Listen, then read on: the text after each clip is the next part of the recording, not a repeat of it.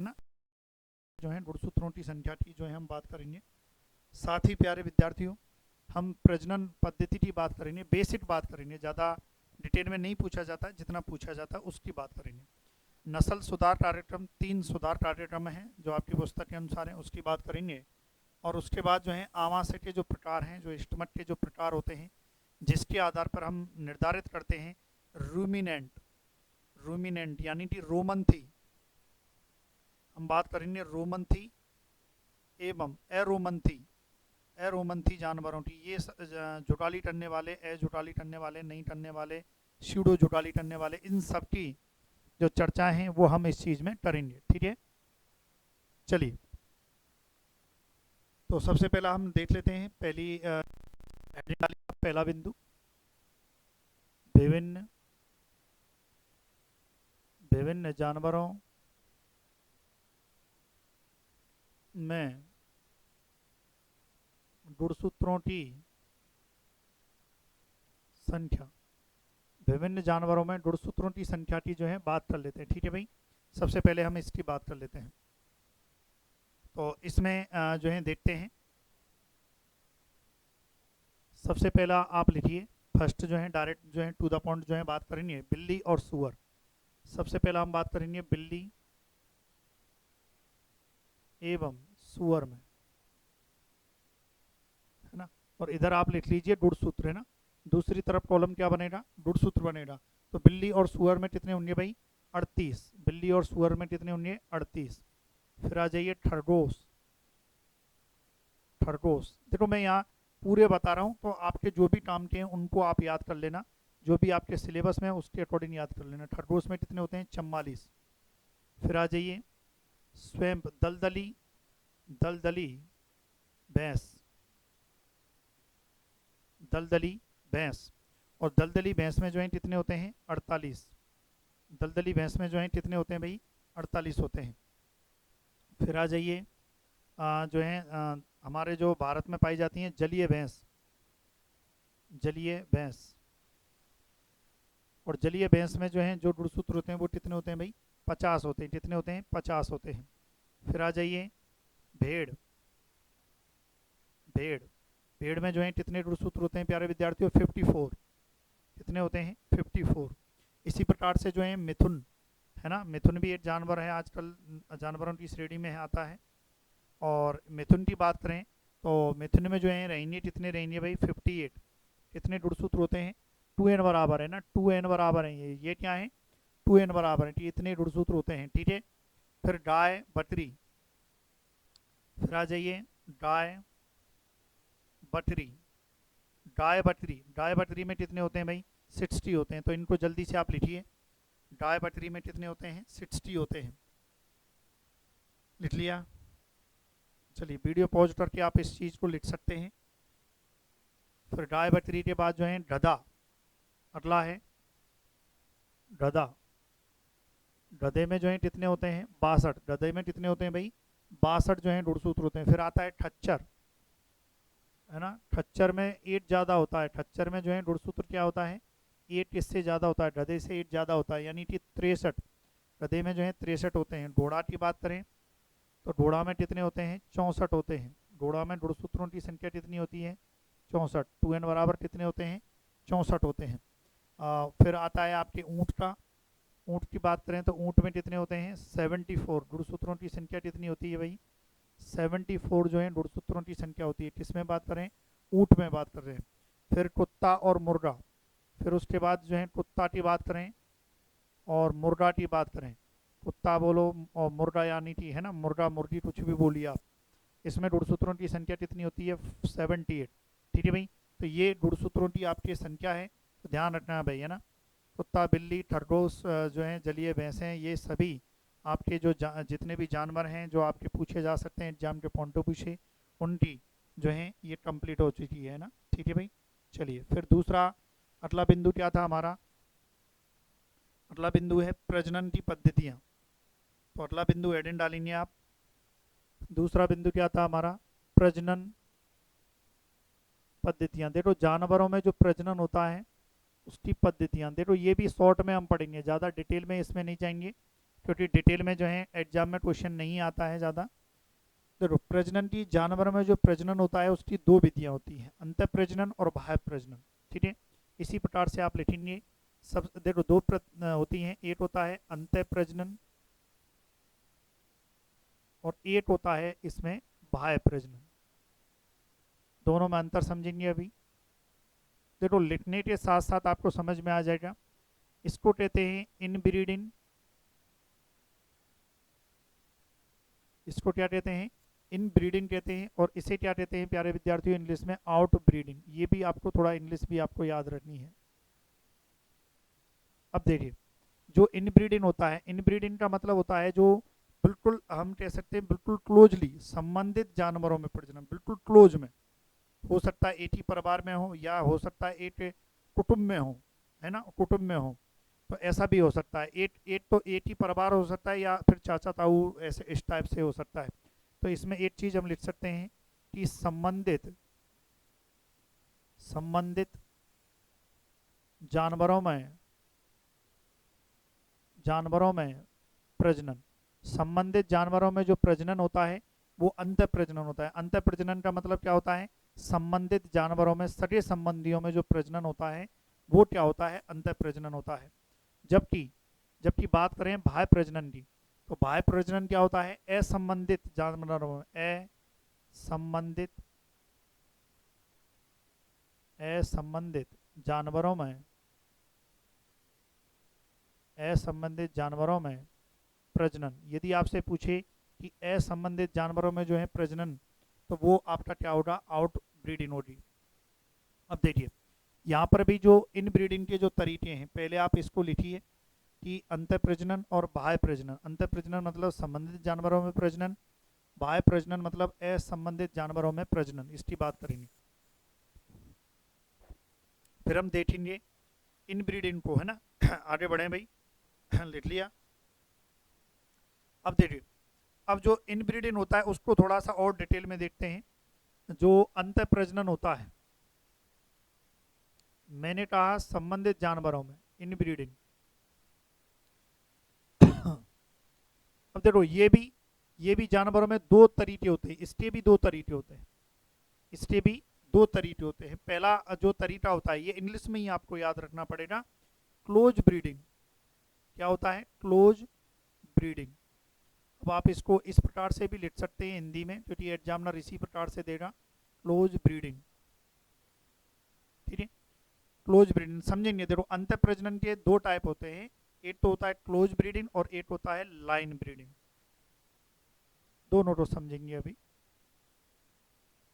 देखिए close breeding और line breeding, इसमें क्या अंतर है जो है, दोनों की जो है हम बात करेंगे। ठीक है, देखो सबसे पहला हम बात करेंगे कि जो क्लोज ब्रीडिंग में क्या होता है, बहुत ही ज़्यादा निकट संबंधी, हम कह सकते हैं कि निकटस्थ संबंधियों में जो प्रजनन होता है, इसमें प्रजनन निकटस्थ संबंधियों में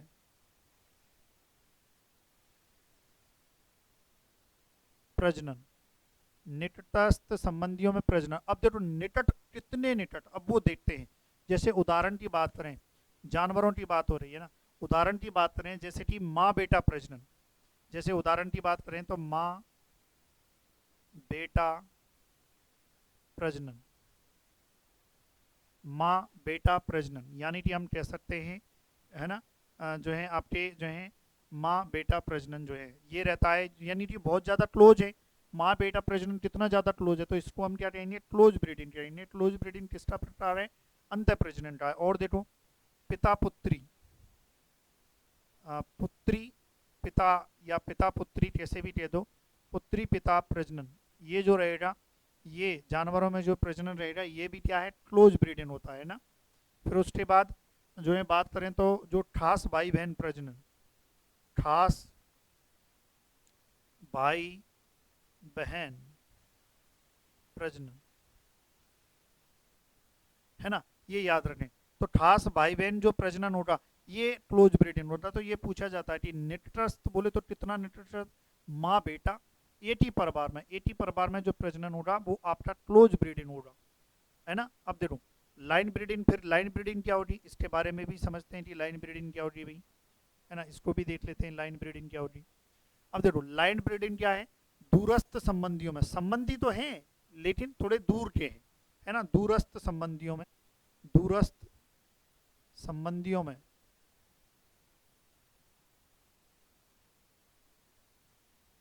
प्रजनन, दूरस्थ संबंधियों में जो प्रजनन होता है वो क्या होता है, लाइन ब्रीडिंग होता है। लाइन ब्रीडिंग जैसे उदाहरण की बात करें, सुनना ध्यान से, उदाहरण की बात करें, थोड़ा सा ही अंतर रहता है। सौतेले भाई बहन, सौतेले भाई बहन, सौतेले भाई बहन हो सकते हैं, या जो हम कह सकते हैं कि जो है कजिन, कजिन जो है चचेरे भाई बहन हो सकते हैं। इसके अलावा चचेरे, चचेरे भाई बहन हो सकते हैं, कजिन्स हो सकते हैं, मतलब ये भी क्लोज ही हैं। भाई सौतेले भाई बहन की बात हो रही है या चचेरे भाई बहन की बात हो रही है, ये भी क्लोज हैं, लेकिन इतना क्लोज थोड़ी है। तो इसमें थोड़ा सा अंतर होता है, यानी कि एक ही परिवार में माँ बेटा पिता पुत्री, और इसको हम क्या कह देते हैं, क्लोज ब्रीडिंग कह देते हैं, ये ध्यान रखना है। और सौतेले भाई बहन और चचेरे भाई बहन यानी कि जो थोड़े से मतलब हम कह सकते हैं परिवार के ही सदस्य होते हैं, उनमें जो प्रजनन होता है वो क्या होता है, लाइन ब्रीडिंग होता है। तो ध्यान रखें, क्लोज ब्रीडिंग के जो हैं दो प्रकार होते हैं, इसको लिखिए आप जल्दी से, वीडियो पॉज करके आप इसको लिखिए, ठीक है। अब देखो कई बार एक क्वेश्चन आ जाता है फुल सिव और हाफ सिव, कई बार आपको देखने को मिल जाता है। एक शब्द वो हम पहले एक शब्द देख लेते हैं, नोट करके आप लिख सकते हैं। एक शब्द जो है देखने को मिल जाता है फुल सिव, है ना, फुल सिव, है ना। एक होता है हाफ सिव और एक होता है फुल सिव्स, यानी कि बच्चे। तो इसमें हम फुल सिव्स का मतलब क्या किया, बच्चे जिनके दोनों माता पिता समान हो, बच्चे जिनके दोनों माता पिता समान हो, यानी कि कोई दो बच्चे हैं, यानी कि कोई एक एक बच्चा है और कोई दूसरा बच्चा है, इन दोनों के जो पिता हैं, पिता एवं माता, ये दोनों यदि समान है, पिता और माता दोनों समान है, तो इसको हम कहेंगे फुल सिव्स। फुल सिव्स का एक तरह से हम कह सकते हैं बिल्कुल खास भाई बहन को हम कहते हैं फुल सिव्स। और हाफ सिव, हाफ सिव्स, ये हम किसको कहते हैं, जो कजिन्स होते हैं ना, कजिन्स, उसको हम इसमें शब्द कहते हैं कि खास भाई बहन, यानी कि बच्चे जिनका, बच्चे जिनका एक माता पिता, एक माता पिता, माता पिता समान हो, यानी कि हम कह सकते हैं कि सौतेले। एक तरह से हम बात करें तो हाफ सिव्स का मतलब क्या होता है, सौतेले, सौतेले, है ना। और इसमें फुल सिव्स का मतलब क्या होता है, भाई बहन। बस ये याद रखना, भाई बहन जो हैं ये इसका जो है मतलब होता है। तो ये दोनों जो नोट हैं इसको आप लिखिए जल्दी से, ठीक है, जल्दी से वीडियो पॉज कीजिए और इस चीज़ को लिखिए, ठीक है। अब चलिए, अब लिख लिया आपने, वीडियो पॉज करके। अब इन ब्रीडिंग की बात हो रही, मैंने आपको दो प्रकार की जो है ब्रीडिंग मेथड बताई थी, इन ब्रीडिंग और आउट ब्रीडिंग। तो आउट ब्रीडिंग भी हम पढ़ेंगे। तो दूसरी होती है आउट ब्रीडिंग, आउट ब्रीडिंग यानी कि हमने क्या कहा हिंदी में, बाह्य प्रजनन। अब देखो, उस जो इनब्रीडिंग थी, इनब्रीडिंग में क्या है, बहुत ज़्यादा क्लोजली थे, उनके जो पेरेंट थे वो भी क्लोजली थे, समझ रहे हो। और यहाँ पर थोड़ा सा अंतर जो है आपको देखने को मिलेगा। और इसमें जो आउट ब्रीडिंग होती है, इसमें सबसे पहला जो प्रकार आता है वो आता है आउट क्रॉसिंग का। किसका आता है भाई, आउट क्रॉसिंग। तो आप लिखिए आउट क्रॉसिंग। अब इसको समझते हैं कि आउट क्रॉसिंग क्या होती है।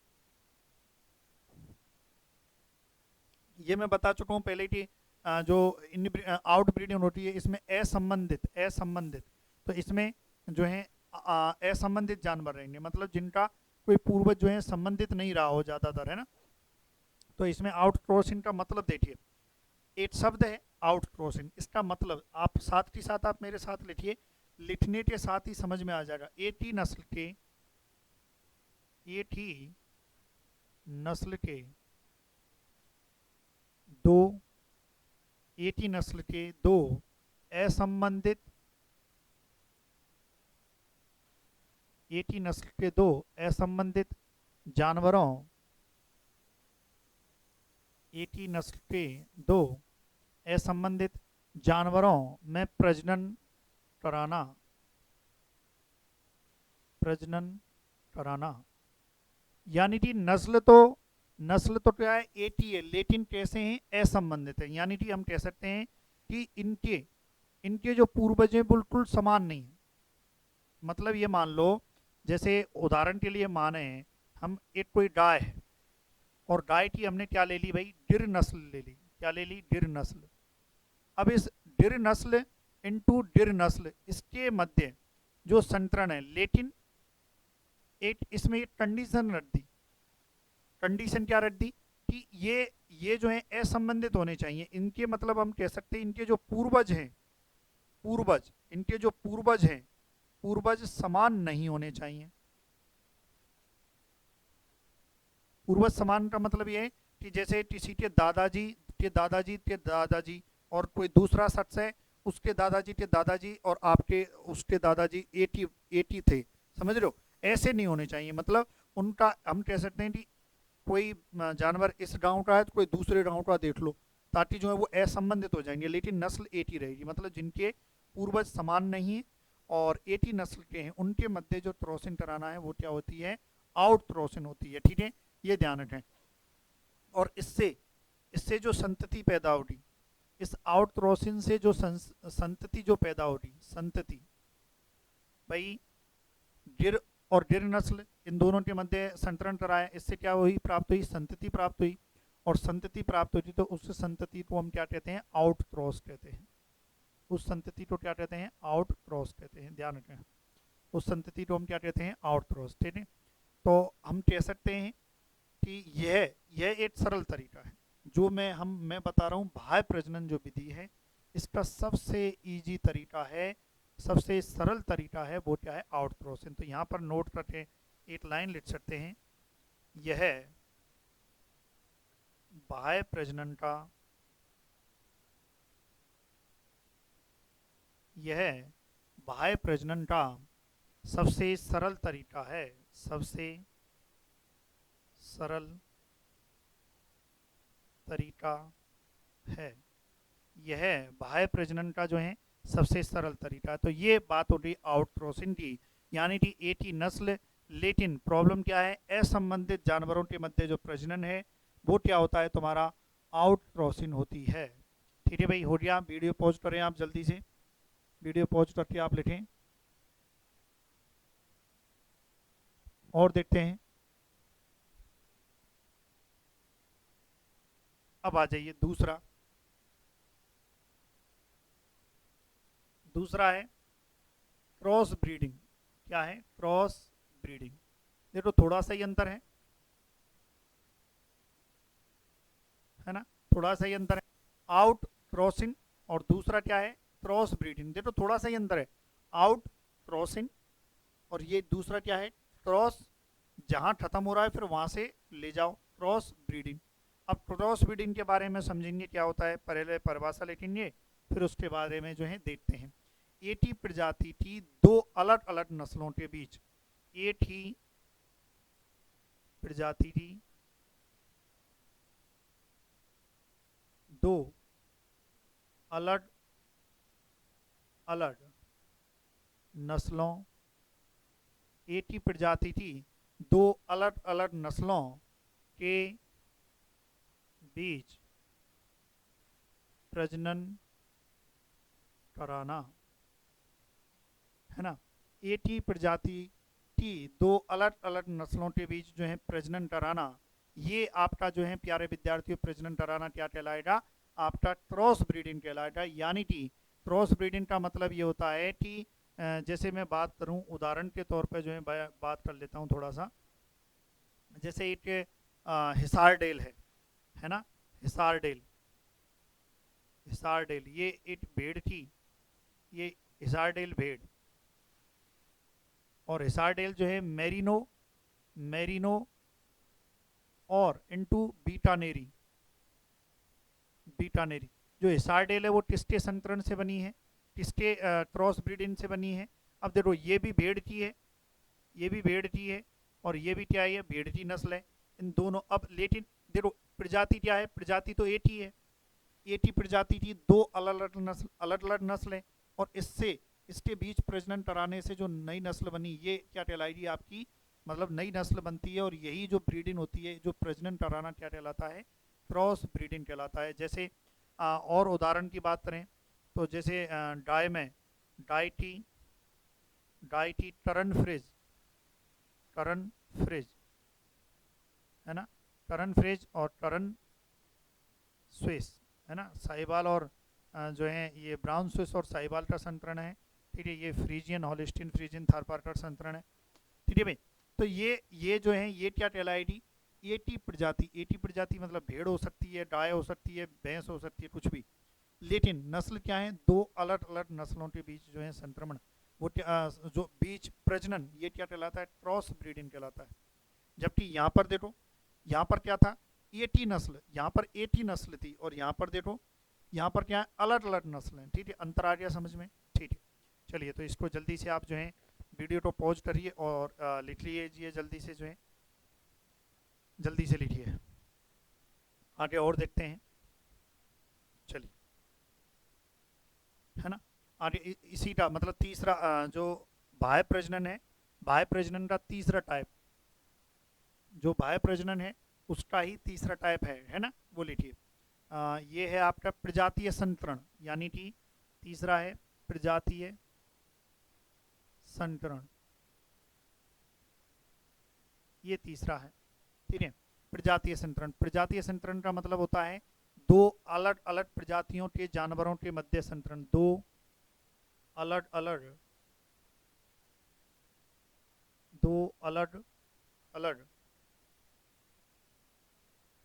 प्रजातियों के जानवरों के मध्य प्रजनन, है ना, दो अलग अलग प्रजातियों के जानवरों के मध्य जो प्रजनन होता है, ये क्या होता है प्यारे विद्यार्थियों, ये होता है तुम्हारा प्रजातीय संतरण। क्या होता है, प्रजातीय संतरण होता है। ठीक है, यानी कि यहाँ बात हो रही है दो अलग अलग प्रजाति, दो अलग अलग प्रजाति। जैसे मैं उदाहरण के लिए मैं बात करूं, इसके उदाहरण में मैं यदि बात करूं तो देख लीजिए, टेटेलो, एक आता है टेटेलो, टेटेलो क्या है, क्या नाम है भाई, टेटेलो। टेटेलो जो है किसका है, संतरण से बनी है अमेरिकन, अमेरिकन भैंस, अमेरिकन भैंस और विदेशी गाय, अमेरिकन भैंस और विदेशी गाय, अमेरिकन भैंस और विदेशी गाय के संतरण से क्या बनी है, टेटलो बनी है। और देखो, और देख लेते हैं म्यूल। देखो अलग अलग प्रजाति, मैंने कहा दो अलग अलग प्रजाति, दो अलग अलग प्रजाति का मतलब अलग अलग जो है, जैसे कि म्यूल, म्यूल बना है घोड़ी, म्यूल किससे बना है, घोड़ी और गधा, है ना, इसके जो है इससे क्या बना है, म्यूल बना है। फिर उसके बाद आ जाइए हिन्नी, है ना, क्या है, हिन्नी, घोड़ा और गधी, घोड़ा इंटू गधी, इसके देखो घोड़ा भी अलग है, गधी भी अलग है, इनके संतरण से क्या बनी है, हिन्नी। ठीक है, ये ध्यान रखें। अब एक और बना है जैसे कि जेब्रॉयड, जेब्रॉयड, जेब्रॉयड भी बना है। जेब्रॉयड किससे बना है, जेब्रा, है ना, जेब्रा और हॉर्स। ठीक है भाई, तो ये आपका क्या कहलाएगा, प्रजातीय संतरण कहलाएगा। तो इसको लिखिए आप। ठीक है, और देखते हैं, तीन हो गए, चौथा देखते हैं भाई, है ना, चौथा देखते हैं, फोर्थ, इसी का बाह्य प्रजनन का, बाह्य प्रजनन का ही फोर्थ की हम बात हो रही है, ये होता है ग्रेडिंग अप, ग्रेडिंग अप, यानी कि इंग्लिश में इसको थोड़ा इससे लिख लेंगे, ग्रेडिंग अप। अब देखो, ग्रेडिंग ग्रेडिंग अप का क्या मतलब होता है कि जो शुद्ध नस्ल का जो है नर होता है, क्या होता है, शुद्ध नस्ल के नर का, है ना, शुद्ध नस्ल के नर का अशुद्ध मादा के साथ, अशुद्ध मादा के अशुद्ध मादा के साथ, अशुद्ध मादा के साथ 8 पीढ़ी तक प्रजनन कराना, 8 पीढ़ी तक प्रजनन कराना। यानी कि हम कह सकते हैं कि इसमें क्या हो रहा है, देखो इसमें आप समझिए, इसमें जो है एक तो है सायर, सायर का मतलब होता है नर, और एक है आपकी non descript female, non descript female. Non descript जो फीमेल होती है इसे हम कहते हैं अशुद्ध मादा। अशुद्ध मादा मतलब हम कह सकते हैं एक तरह से जो आवारा, आवारा जो है बिल्कुल आवारा पशु है, लेकिन बहुत कम दूध देता है, आप इसको पालते हो लेकिन दूध और हर चीज़ की क्वालिटी इसकी नहीं है, अच्छी नहीं है, और इस नस्ल की क्वालिटी हर चीज़ जो है खराब है। तो इसमें यदि सुधार करना है तो शुद्ध नस्ल के साथ संतरण कराएंगे, यानी कि जो हम कह सकते हैं जो मादा है, मादा की जो श्रेष्ठता है, जो गुणवत्ता है, उसमें सुधार करेंगे। ठीक है, तो यही क्या कहलाता है, ग्रेडिंग अप कहलाती है, यानी कि नस्ल में सुधार करना जो क्या कहलाता है, ग्रेडिंग अप कहलाता है। ये ध्यान रखना है ना। नहीं, शुद्ध नस्ल के नर का शुद्ध नस्ल अशुद्ध मादा के साथ एक पीढ़ी नहीं, ये एक ही पीढ़ी नहीं, पीढ़ी दर पीढ़ी होगा। एक्चुअली क्या है, ये पीढ़ी दर पीढ़ी प्रजनन होगा इनमें। अशुद्ध मादा के साथ पीढ़ी दर पीढ़ी, पीढ़ी दर पीढ़ी प्रजनन। अब देखो पीढ़ी दर पीढ़ी प्रजनन, इसका क्या मतलब है कि इन दोनों से, सायर और नॉन डिस्ट्रिप्ट जो मादा होती है, इन दोनों से कुछ भी जो बना, ए का फिर से कराया जाएगा सायर के साथ, फिर कोई बना, फिर ए बी आया कोई, फिर इसका कराया जाएगा सायर, मतलब पीढ़ी दर पीढ़ी हम क्या कर रहे हैं, प्रजनन कराएंगे। तो यही क्या कहलाता है, ग्रेडिंग अप कहलाता है। क्या कहलाता है, ग्रेडिंग अप कहलाता है। लेकिन यहाँ पर एक नोट है, यदि एक ही पीढ़ी की बात हो रही है, यदि एक ही पीढ़ी में पीढ़ी तक प्रजनन कराया जाए, यही प्रजनन जहां मैंने क्या कही, पीढ़ी दर पीढ़ी, ये पीढ़ी दर पीढ़ी प्रजनन हो रहा है। लेकिन यदि ये पीढ़ी दर पीढ़ी प्रजनन ना हो, 80 बार हम 80 बार प्रजनन कराएं, 80 बार सायर और नॉन डिस्ट्रिप्ट फीमेल का 80 बार प्रजनन कराएं, तो यही क्या कहलाता है प्यारे विद्यार्थियों, जो है टॉप थ्रोसिन कहलाता है। क्या कहलाता है, टॉप थ्रोसिन। ये ध्यान रखना, क्या कहलाता है, टॉप थ्रोसिन। देखो टॉप थ्रोसिन और ग्रेडिंग अप एक जैसे ही है, बस अंतर इतना है, टॉप थ्रोसिन में केवल एक ही पीढ़ी तक संतरण कराया जा रहा है, और इसमें ग्रेडिंग अप में क्या है, पीढ़ी दर पीढ़ी जो है आपको प्रजनन कराना रहेगा। तो ये आपका जो है प्यारे विद्यार्थियों क्या कहलाता है, ग्रेडिंग अप और जो है टॉप थ्रोसिन। तो जल्दी से आप इस चीज़ को लिखिए, फिर आगे बढ़ते हैं। ठीक है, चलिए, ये आपका क्या हो गया, है ना, ये आपके प्रजनन की विधियां हो रही। ठीक है भाई, ये आपकी क्या हो रही, प्रजनन की विधि। अब अगला जो हमारा टॉपिक है वो क्या है, देखिए, ठीक है, चलिए, तो ये जो है अगली वीडियो में जो है इन दो टॉपिकों को अगली वीडियो में पढ़ लेते हैं। सॉरी फॉर दैट, थोड़ा वीडियो भी लंबी हो जाती है, आधा घंटा बहुत है। ठीक है, तो इन दोनों जो है नस्ल सुधार कार्यक्रम और आमाशय के जो प्रकार हैं, इसको हम अगली वीडियो में पढ़ेंगे। तो प्यारे विद्यार्थियों, इसको नोट डाउन कीजिए अच्छे से, वीडियो पॉज करके। Thank you so much for watching video, thank you so much.